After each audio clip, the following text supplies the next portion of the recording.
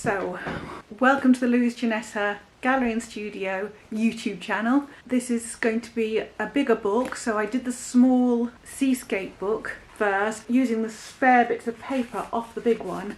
So I'd cut the big one's papers to size and use these spare bits, but then I had to make a whole load more because I wanted the book to be bigger, more impressive, and I've learnt loads from this. So making the big book, I will have refined these mistakes and the whole thing is going to work much easier. So this really is the video to watch, although the other one is really good because it makes you realise why you do the things that you have to do in order for it to work really nicely. I hope it's of some use to you, and if you have any questions, please put them in the comment section below and I will endeavour to address them.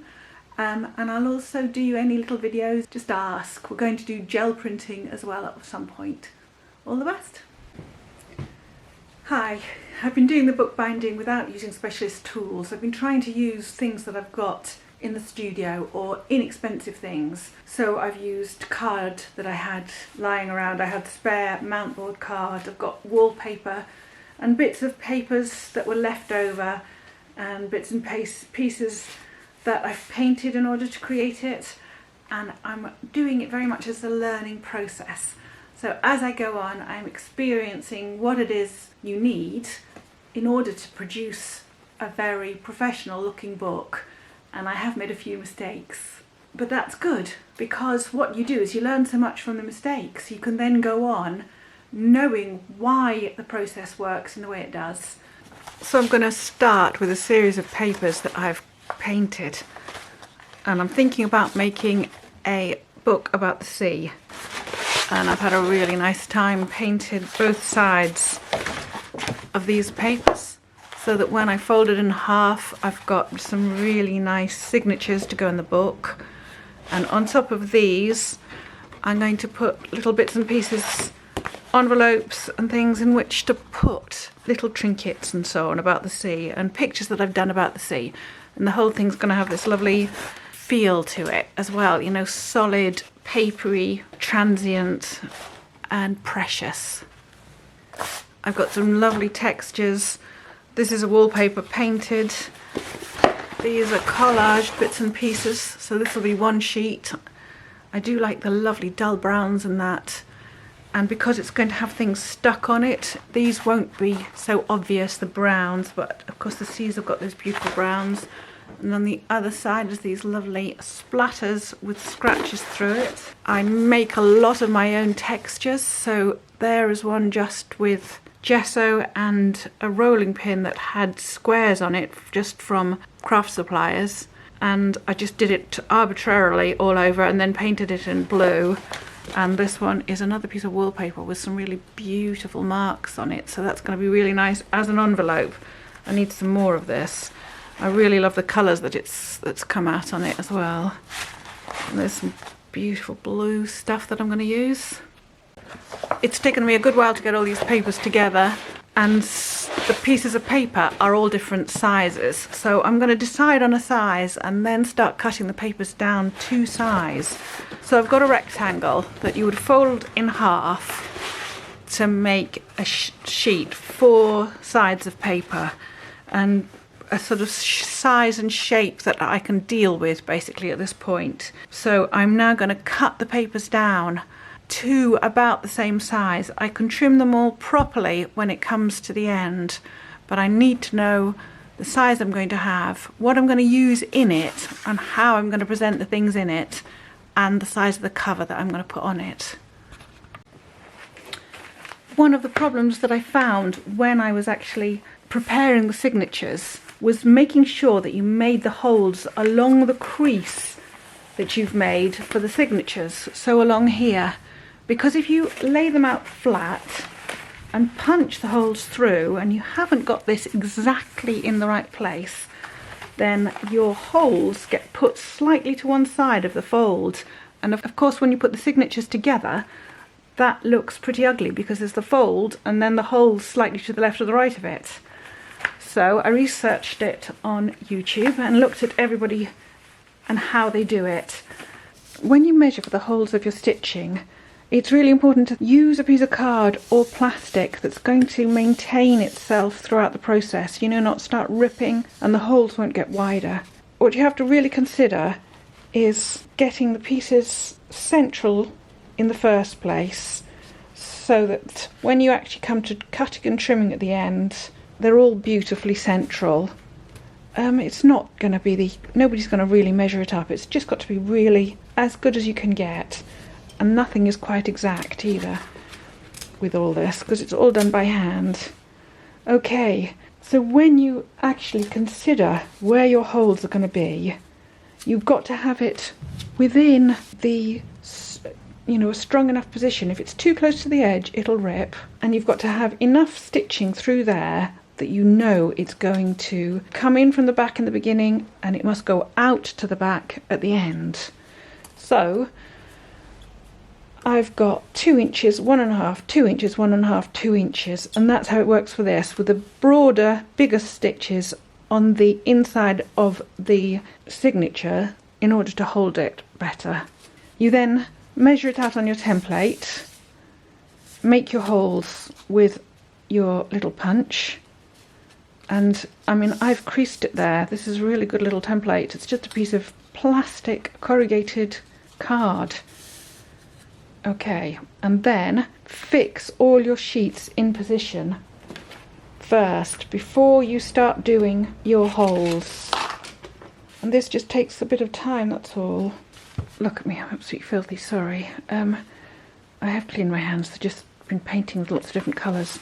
There's a number of things I learned from doing the Sea and Sky Journal sketchbook, and one of them was that it's really difficult, unless you have the equipment, to make sure that your little holes that you punch through are actually in line with the crease. So I've sort of worked out a few ways of sorting this out. These little clips are brilliant. They come back and clip down. So I've got 2 little pieces of card just to protect everything. And then I've got these little clips, which I just got from the pound shop. The clips go on, and then what's really useful about them is that it clips down, and then you're less likely to get them all tied up with your thread when you're stitching your stitches through everything. Right, I'll show you how I did this. So that's one. Go to the other one. Make sure it's the right way up. Make sure it's all lined up. So you want to open this out. Your lovely envelopes, and make sure your creases are beautifully lined up. So not only do you want all your creases lined up, so what I would do is get yourself a ruler, get in the middle, run it through just so it's nice and tight and snug, and then open it up, knowing that that crease is right.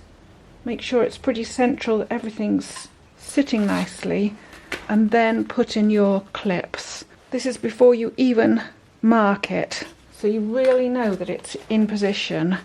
So put your protectors in.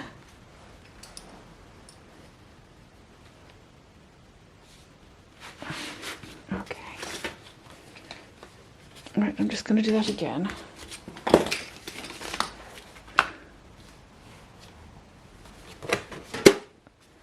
So what I would do is line everything up so that it's all nice and straight and central, and it's in the middle basically. I mean, I'm going to trim this paper afterwards because I'm never quite sure how it's going to sit, but make sure your envelope is central too. Okay, make sure your fold is nice and everything is tucked in. So I've got a ruler, and I'm just pressing that down against each other. So then open it up and keep everything in place. I want that a bit. See, it's all moved up a bit. So I'm just pulling it down again, making sure that it's really central. You know, this is worth taking some time over. I think so often in tutorials you don't get the problems, and therefore you don't expect them when you come to them, or you don't try to negate them. It's really important to do it at this stage. Right, now get in your clips. 1, 2 pieces of lovely little bits of card just to protect the papers. Can you see that? And then get your first clip on. Now everything gets a bit easier now, and get those little clips back out the way. And then you can just check, can't you, that everything's sat nicely in there. Push that into the actual crease and go around to the other side. You can fold that in and do the same the other side. 1, 2, and your clip. And then still check. Okay, I'm quite happy with that. And just really check that your fold is nice and everything's sitting properly. Right, then go in and do your marks. I've got a nice line so I can line it up with a crease one end and t'other. Make sure that's still going to go down nicely, but you could almost turn it that way and then go at it from this angle. 1, 2, 3, 4, 5, 6. So now your crease, yes, it should be on the opposite side. And because everything's fixed, I can even go this side and just make sure that they're sort of usable, because I can just see them. I can even line this up with it, but I make sure, and then make sure they're on your crease, so that when you sew it, there isn't a sort of extra crease. That's the last one there. Just checking. Okay. And then that should line up with your first one exactly. That goes like that. And if I was to put them against each other, they've lined up beautifully. So I can just go on and do the next one in the same way. So when I sew the signatures, I've just got to make sure that the next signature is the right way up. So it means that the envelopes are going to face forward when the book is in use, when it's finished and when it's opened. So I'm turning the signatures over and facing them down. I will sew along one signature, then back along the next, along the other next, and all the way up until they're finished. And on each case I've got to remember to make sure the signatures are facing the right way. Again, because I don't have specialist tools, what I've done is created myself a little table that's going to enable me to sew the signatures as easy as possible.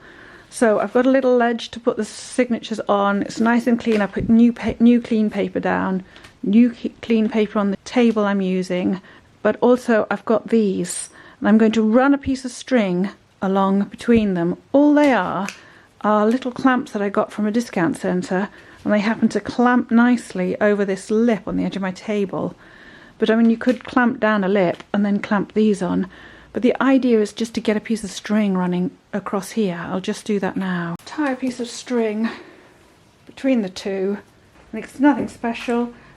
All it is for is, doesn't even have to be too tight, and the idea is that you lay your signature down the right way up, which is with the envelope facing forward, and then you can go like this and have easy access to your stitching line here, with this all being held out the way. When you stitch together the signatures, I've just got a fairly decent darning needle. It's reasonably sharp but not too sharp, with an eye big enough for me to be able to thread waxed linen thread through it. Now I know there's 10 signatures, so ideally I want 10 lengths of this thread, and I'm going to hope 2, 3, 9, 10. And I'm going to hope that I can manage it. Do you know what I mean? That it doesn't just knot up. Thread the needle and then start from the end, from the outside. All your holes should already be made. You've done your first signature, you've sewn it along. You get your next signature. Make sure that your envelope is going to be opening to the front. Pop it over your little structure so that all the holes are lined up. and then start your row of stitching across the signature again. So front to back from here. Don't knot this at this stage, we'll do it when we come back to it, when you just do a little Coptic stitch. So you pull it but not too tight, and then you come through the next hole. There you go. And this time you just slip underneath the stitch that shows, and this way the signatures are latched together. Pull it through, so it's latched through, then go up through the next one. Make sure you've gone through your envelope as well, and on we go.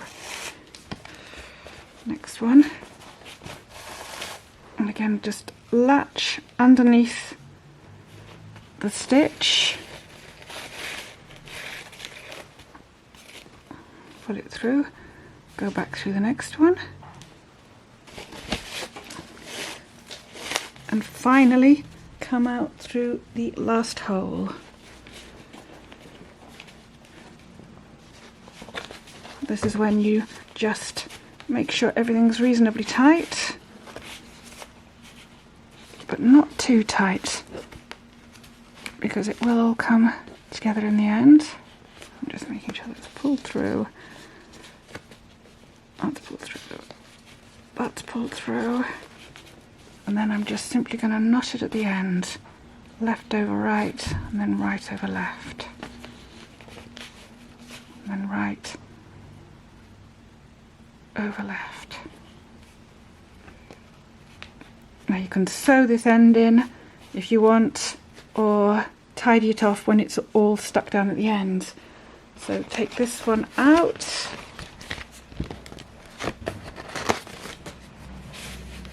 Get your next signature. Make sure that your envelope is going to be opening to the front, so let's turn that over and go back the other way. So I just want to lift that up so that it's actually utilising these strings that I've done. Right, here goes again. Start there and go along. This time you latch on to the one that came out before. So not the first one, but the second signature stitch. There we go. Let's get caught around the tripod. Back through. Just make sure it goes through the envelope all right as well.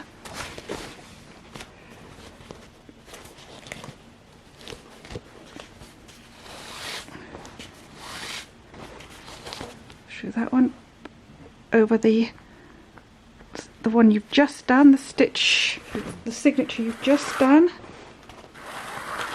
and back through there. So you're latching those two onto the last slot, back through your last bit. Where's my needle? Where's my needle? Back through the last one. There we go.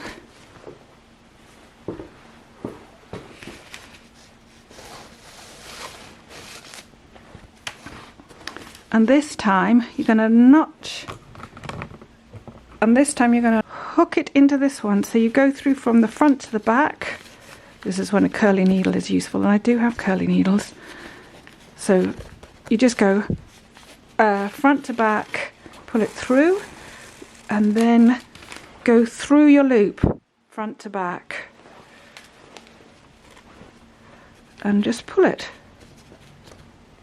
Okay, that's the third one. Now you just repeat the process until you've got the 10 signatures fixed together.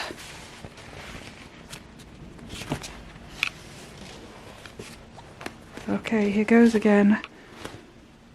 Make sure the envelope edge is down. It is.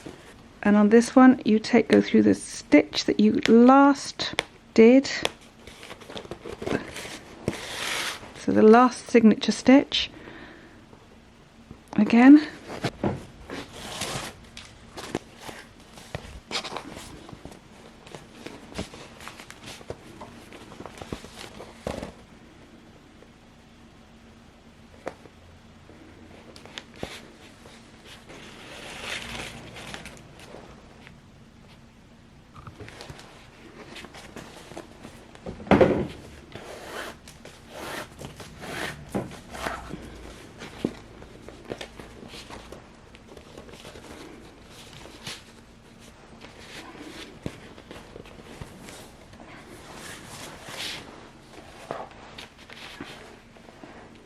Let's finish off with this one. Pick up your last stitch,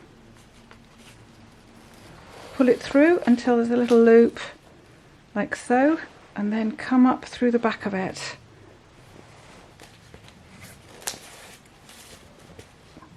It'll be nice when I haven't got so much thread to deal with. My own fault for deciding I was going to do 10. Okay, so then you get it, it should be really pretty firm, and it is. Okay, next one. Get my signature, turn it over, make sure my envelope is facing down, latch it underneath my threads just to help me keep it separate, and start again.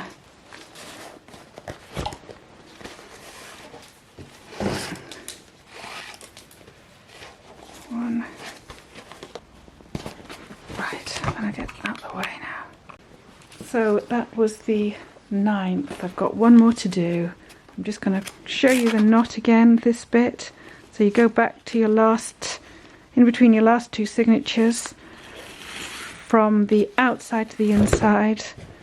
Pull that through, leaving you a little loop, and then again outside to the inside, pull it through and tight. So now for your last signature, get your signature, turn it the right way round, make sure that your envelope is facing the right way, and then go back through. So this is the last one. Oops, I missed the envelope. You'll see it's easy done. I'm just going to show you. It becomes so much easier as the thread becomes shorter, still far too long. So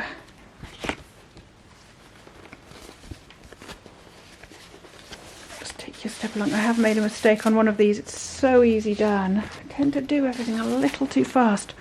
What happened was it was caught round one of the envelope flaps, and ripped it, because I felt the resistance, but I pulled it all the same. It's the same like when you're sewing. Don't pull it when you feel resistance. Right, just to show you these again. So you go through the last stitch from the last signature and just catch it. Come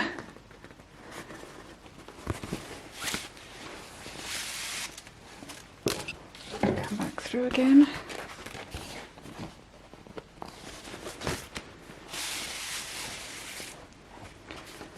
Make sure it's reasonably tight, but don't over tighten it. Then go through the last round,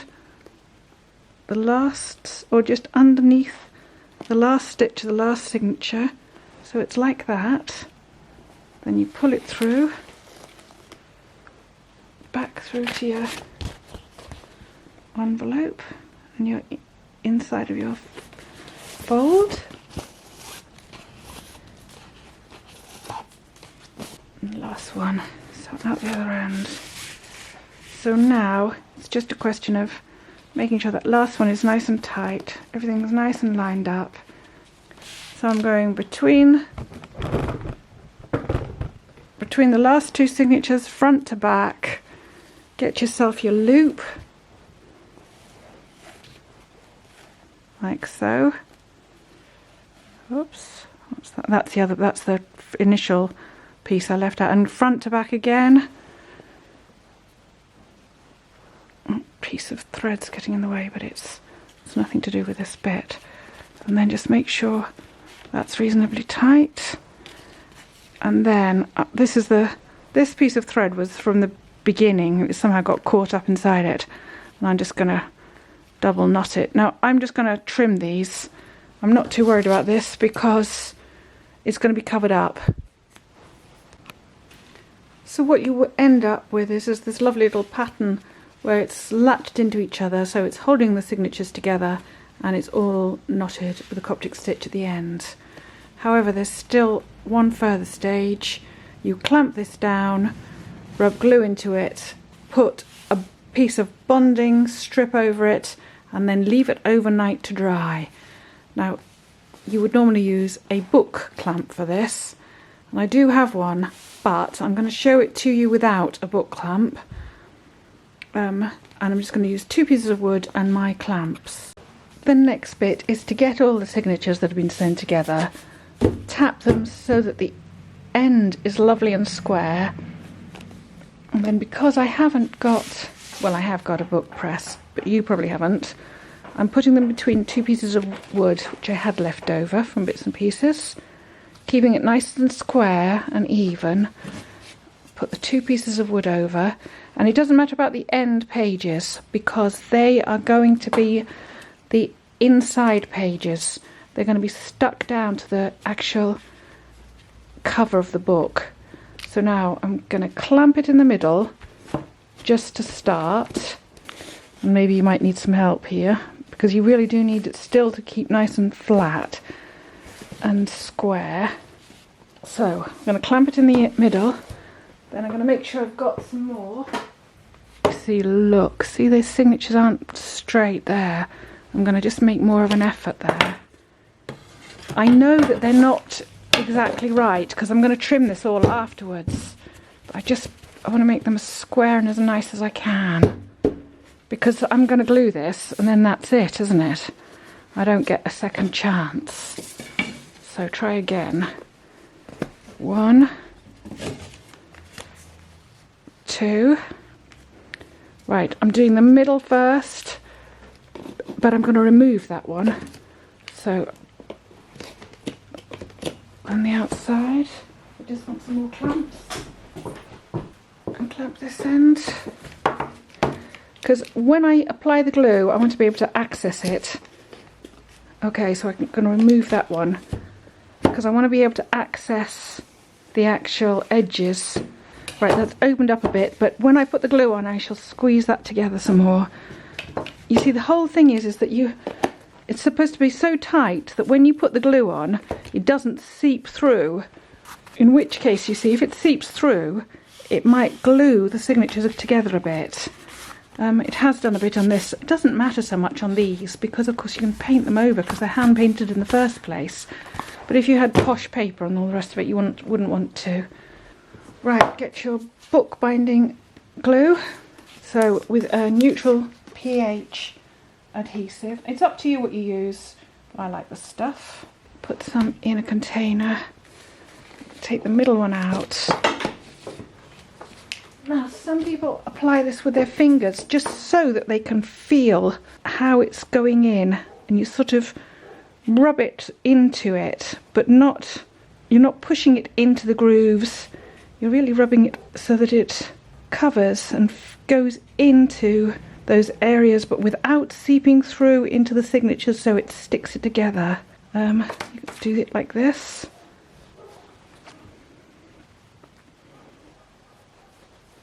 This does seem to be good because it piles it on, doesn't it? It's generous.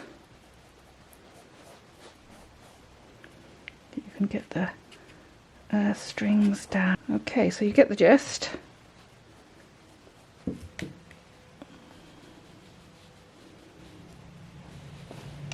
Oops, no, that I should not have done, because that will have opened and sucked up some of the glue into the signatures.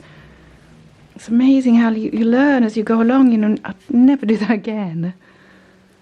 Right, now I'm just gonna get everything out the way so it's clean. So the end result is a beautifully bound book. Sorry, it's got a bit mucky at the back because I was carting it about to my workshops and my lessons to show people, so it's got a bit manhandled.